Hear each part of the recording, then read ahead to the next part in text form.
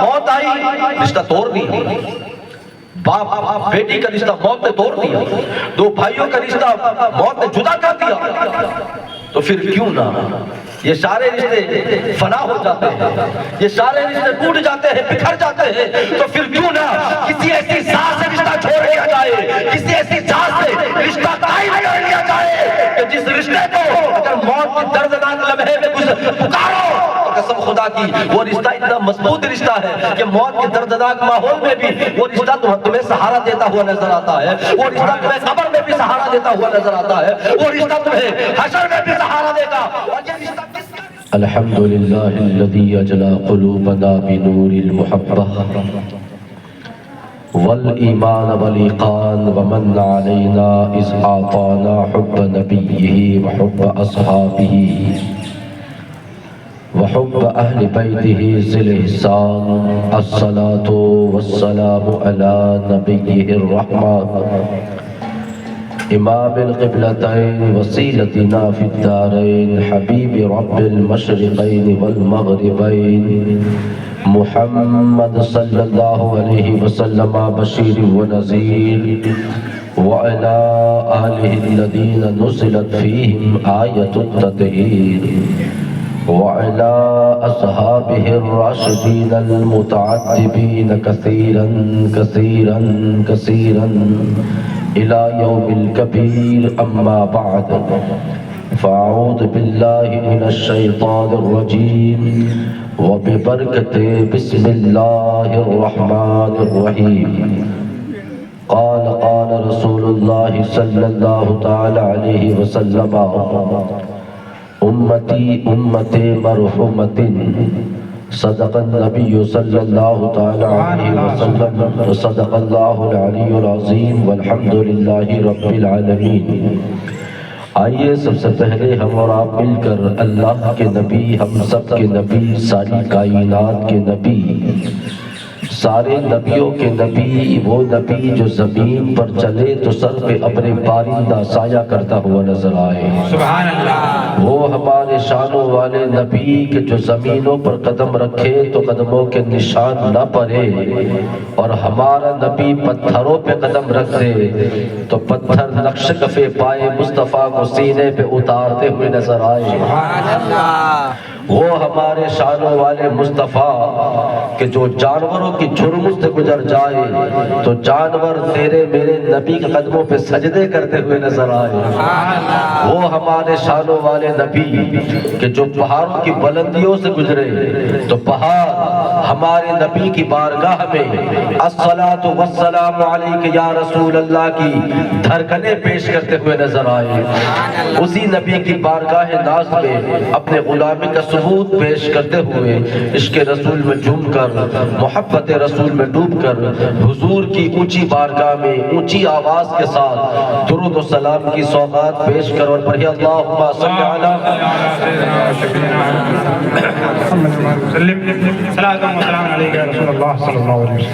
سیدنا و مولانا محمد وعلی آل محمد وبارک وسلم صلاۃ و سلام علیک یا رسول اللہ صلی اللہ علیہ وسلم۔ ایک مرتبہ اور بابا بلند درود و سلام اللہم صلی سیدنا و مولانا محمد وعلی آل محمد وبارک وسلم صلاۃ و سلام علیک یا رسول اللہ صلی اللہ علیہ وسلم۔ میرے مصطفیٰ کریم صلی اللہ علیہ وسلم کے پیارے غلاموں، اس وقت میں اور آپ مرحومہ حنیفہ مرحومہ حنیفہ بی بی کے ایصال ثواب کی محفل میں حاضر ہے۔ یہاں میں جو کچھ بھی بیان کروں گا اور آپ اس بیان کو سن کر، اللہ و رسول کا ذکر کو سن کر، آپ اپنی زبان کو بھی تھوڑی حرکت دے کر سبحان اللہ، الحمدللہ، ماشاءاللہ وغیرہ بولتے رہیں گے تو یہ سارا ثواب جس مرحومہ کے ایصال ثواب کی یہ محفل ہے اس مرحومہ کو پہنچنے والا ہے۔ تو جب ہم سب کا یہاں آنے کا جو مقصد ہے وہ ایصال ثواب ہے تو آپ سے میں گزارش کروں گا نیچے بیٹھ کر آپ لوگ بھی اللہ و رسول کے ذکر پر سبحان اللہ بولتے رہے تاکہ آپ کی جانب سے بے شک بہرحال میں اپنے گفتگو کا آغاز کرتا ہوں. میرا اپنا ایک انداز، ایک طریقہ ہے عوام کے سامنے گفتگو پہنچانے کا. آپ لوگ ماحول کو تھوڑا سنجیدہ بنا کے رکھے، ایکٹیو ہو کر کے بیٹھے، باذوق ہو کر کے بیٹھے. ویسے مجھے جاننے والے جانتے میں بالکل تھکا ہوا ہوں. کافی پروگرامز وغیرہ چلتے رہتے ہیں، بہت معاملات رہتے ہیں، مگر انشاءاللہ تعالیٰ میں اپنے گفتگو کا جو حق ہوتا ہے وہ ادا کرنے کی پوری کوشش کروں گا. آپ لوگ اگر تھوڑے بھی ہیں تو مجھے اس سے کوئی فرق نہیں پڑتا، چاہے 2000 کا مجمع ہو چاہے 50 بندے کا مجمع ہو، تقریر وہی ہوتی ہے. سبحان اللہ. تو آپ لوگ سمجھنے کی کوشش کریں. اپنے گفتگو کا آغاز میں ان اشعار کے ساتھ کر رہا ہوں کہ قبر جس دم میری تیار کرائی جائے، بے شک قبر جس دم میری تیار کرائی جائے تو خاک تھوڑی سی مدینے کی بھی ڈالی جائے. سبحان اللہ. قبر جس دم میری تیار کرائی جائے تو خاک تھوڑی سی مدینے کی بھی ڈالی جائے، اور آب زمزم ہو میسر تو غسل دے دینا. سبحان اللہ. آب زمزم ہو میسر تو غسل دے دینا، اور چادر کفن بھی طیبہ سے منگائی جائے، سبحان اللہ. اور چادر کفن بھی طیبہ سے منگائی جائے، چادر کفن بھی طیبہ سے منگائی جائے. اور آرزو یہ نہیں ہے کہ دعائیں ہزار دو، بے شک آرزو یہ نہیں ہے کہ دعائیں ہزار دو، بس نعت نبی پڑھ کے مجھے قبر میں اتار دو. سبحان اللہ. آرزو یہ نہیں ہے کہ دعائیں ہزار دو، بس نعت نبی پڑھ کے مجھے قبر میں اتار دو. میرے مصطفیٰ کریم صلی اللہ علیہ وسلم کے پیارے غلاموں، میں اور آپ خدا کی بنائی ہوئی اس کائنات میں سانس لے رہے ہیں، زندگی بسر کر رہے ہیں. پوری دنیا کا انسان اسی کائنات میں اپنی زندگی کے ایام گزار رہا ہے. ایک دن آتا ہے کہ کسی انسان کے ایام ختم ہو جاتے ہیں اور اس بندے نے اس دنیا کو چھوڑنا ہو جاتا ہے. میرے مصطفیٰ کریم کے پیارے غلاموں، توجہ کے ساتھ، یہ جو خدا قدیر جبار کی بنائی ہوئی کائنات ہے جس میں بھی بس رہا ہوں، آپ بھی بس رہے ہیں، ہمارے آبا و اجداد بھی اسی کائنات میں تھے. کچھ لوگوں نے اس کائنات کو چھوڑ کر کے زمینوں کے نیچے جانا ہو گیا ہے، ہم لوگ ابھی اس زمین پر آباد ہیں. اب دیکھیے، توجہ کے ساتھ گفتگو کو سنیں. یہ جو کائنات ہے، یہ جو پوری دنیا ہے، پورا یونیورس جو ہے نا، یہ کائنات جو ہے نا، وہ کس پر قائم ہے؟ دنیا کس پر قائم ہے؟ تو آپ کی طرف سے سوال ہوگا کہ مولانا صاحب، یہ جو دنیا ہے وہ تعلقات کی بنیاد پر قائم ہے، وہ رشتوں کی بنیاد پر قائم ہے. اس کائنات کے اندر اگر ہم نظر دوڑاتے ہیں تو ہمیں مختلف رشتے نظر آتے ہیں، مختلف تعلقات نظر آتے ہیں. کبھی ہم تعلقات کی دنیا میں دیکھتے ہیں تو اللہ اکبر، یہ بھی تو ایک تعلق ہے نا کہ باپ بیٹے کا ایک تعلق ہے، ماں بیٹی کا ایک تعلق ہے، دادا پوتے کا ایک تعلق ہے. اللہ اکبر، نانا نواسے کا ایک تعلق ہے، چچا بھتیجے کا ایک تعلق ہے، ماموں بھانجے کا ایک تعلق ہے، بھائی بھائی کا تعلق ہے، بھائی بہن کا تعلق ہے. یہ وہی رشتے ہیں، یہ وہی تعلقات ہیں. اللہ اکبر کبیرہ. تو اس کائنات کے اندر ہم دیکھتے ہیں تو مختلف ہمیں رشتے نظر آتے ہیں، مختلف ہمیں تعلقات نظر آتے ہیں. باپ بیٹے کا تعلق، دادا پوتے کا تعلق، نانا نواسے کا تعلق، ماموں بھانجے کا تعلق، اور بھتیجے اور چچے کا تعلق. اسی طریقے سے بھائی بھائی کا تعلق، دوست دوست کا تعلق، یار یار کا تعلق. یہ کائنات پھیلتی چلی جاتی ہے، پھر پھیلتی چلی جاتی ہے. داماد اور اللہ اکبر کبیرہ، شوہر اور بیوی کا تعلق، اس کے بعد سمدھی اور سمدھی کا تعلق. اسی طریقے سے یہ تعلقات کی بنیاد پر یہ دنیا پھیلتی چلی جاتی ہے، پھیلتی چلی جاتی ہے. وہ اس کا رشتہ دار ہے، اس کا رشتہ دار اس کا رشتہ دار ہے، اس بنیاد پر اس کے رشتہ دار والا اس کے ساتھ تعلق رکھتا ہے. یہ کائنات پھیلتی چلی جا رہی ہے. دنیا کا نظام جو ہے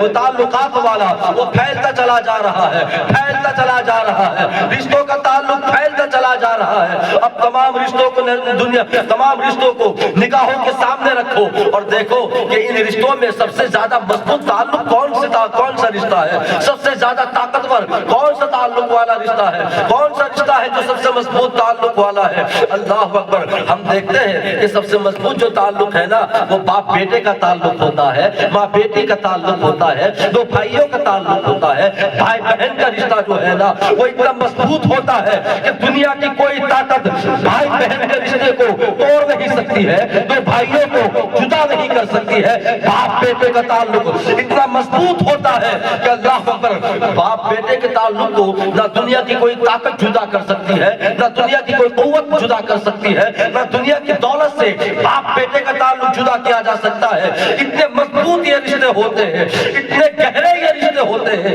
اتنے مضبوط اور طاقتور یہ رشتے ہوتے ہیں کہ دنیا کی کوئی بھی طاقت ان تعلقات کو توڑ نہیں سکتی ہے, ان تعلقات کو بکھیر نہیں سکتی ہے, ان تعلقات کو جدا نہیں کر سکتی ہے. مگر مسلمانوں یاد رکھو, اپنے ذہن کا استعمال کرو, غور کرو. ایک وقت آتا ہے کہ یہ سارے رشتے ٹوٹتے ہوئے نظر آتے ہیں, ایک گھڑی آتی ہے کہ یہ سارے رشتے بکھرتے ہوئے نظر آتے ہیں. ایک وقت آتا ہے کہ یہ دنیا کے اندر جو سب سے مضبوط ترین رشتے کہے جاتے تھے وہ رشتے اپنی جگہ پر ٹوٹتے ہوئے بکھرتے ہوئے نظر آتے ہیں. اور وہ گھڑی کون سی گھڑی ہے, وہ لمحہ کون سا لمحہ ہے, وہ وقت کون سا وقت ہے, وہ ماحول کون سا ماحول ہے؟ تو آپ سارے لوگ کہیں گے کہ مولوی صاحب وہ گھڑی موت کی گھڑی ہے, وہ لمحہ موت کا لمحہ ہے, وہ لمحہ موت کا لمحہ ہے کہ جب موت آنی ہوتی ہے. اللہ اکبر, وہ رشتے کہ جن رشتوں کو دنیا کی کوئی بھی طاقت توڑ نہیں سکتی تھی, موت کے سامنے وہ سارے رشتے بے بس نظر آتے ہیں. موت کے سامنے ماں بیٹھی ہے, بیٹی کو موت کی جھجکیوں میں مبتلا دیکھ رہی ہے, مگر ایک ماں اپنی بیٹی کی کوئی مدد نہیں کر سکتی ہے. باپ بیٹھا ہے, اپنے بیٹے کو موت کی ہچکیوں میں مبتلا دیکھ رہا ہے, مگر ایک باپ اپنے بیٹے کو موت کے پنجے سے نہیں بچا سکتا ہے. اللہ اکبر کبیرہ والحمدللہ حمداً کثیرا. اسی طریقے سے دوست بھی اپنے دوست کو کسی مصیبت میں مبتلا دیکھتے ہیں تو دوست جو ہوتے ہیں نا اپنے دوستوں کو مصیبت کے اندر سے نکالنے کی بھرپور کوشش کرتے ہیں. مگر موت کی جو گھڑی ہے, موت کے لمحات جو لمحات ہے, اللہ اکبر, اس لمحے کوئی بھی کسی کی مدد نہیں کر سکتا, کوئی کسی کو بچا نہیں سکتا. موت کے پنجے سے کوئی کسی کو نکال نہیں سکتا ہے. جب موت آ رہی ہوتی ہے نہ باپ بیٹے کی مدد کر سکتا ہے, نہ بیٹی ماں کی مدد کر سکتی ہے, نہ بھائی بھائی کی مدد کر سکتا ہے.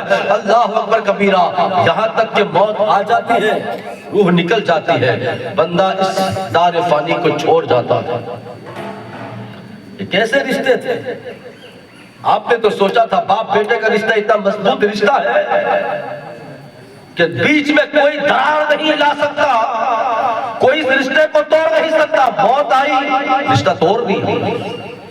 باپ بیٹی کا رشتہ موت نے توڑ دیا, دو بھائیوں کا رشتہ موت نے جدا کر دیا.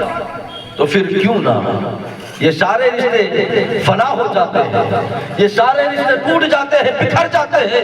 تو پھر کیوں نہ کسی ایسی ذات سے رشتہ چھوڑ لیا جائے, کسی ایسی ذات سے رشتہ قائم کر لیا جائے کہ جس رشتے کو اگر موت کی دردناک لمحے میں کچھ پکارو, قسم خدا کی وہ رشتہ اتنا مضبوط رشتہ ہے کہ موت کے دردناک ماحول میں بھی وہ رشتہ تمہیں سہارا دیتا ہوا نظر آتا ہے, وہ رشتہ تمہیں قبر میں بھی سہارا دیتا ہوا نظر آتا ہے, وہ رشتہ تمہیں حشر میں بھی سہارا دے گا. اور یہ رشتہ کس کا رشتہ ہے, یہ ذات کس کی ذات ہے؟ تو قسم خدا کی یہ رشتہ محمد رسول اللہ کا رشتہ ہے, یہ رشتہ علی سے بے کساں کا رشتہ ہے, یہ رشتہ محمد رسول اللہ کا رشتہ ہے, یہ رشتہ حسن حسین کے نانے کا رشتہ ہے, یہ رشتہ فاطمہ کے بابے کا رشتہ ہے. یہ اتنا عظیم رشتہ ہے کہ موت کے دردناک عالم میں تم اپنے نبی کو پکارو تو نبی اپنے رخ زیبا کی زیارت کروا کر کے تیرے دکھ کو دور کرتا ہوا نظر آتا ہے. یہ اتنا عظیم رشتہ ہے کہ موت کے بعد قبر میں گھر والے اتار کر گھر کو چلے آتے ہیں اور تیری قبر میں بعد میں کوئی آتا ہے تو آمینہ کا لال آتا ہے, امام الانبیاء آتے ہیں. یہ رشتہ اتنا عظیم رشتہ ہے. تو دنیا کے سارے رشتے تو مرنے کے بعد ختم ہو جاتے ہیں, فنا ہو جاتے ہیں, جو باقی رہتا ہے وہ نبی کی محبت والا رشتہ باقی ہے. سبحان اللہ.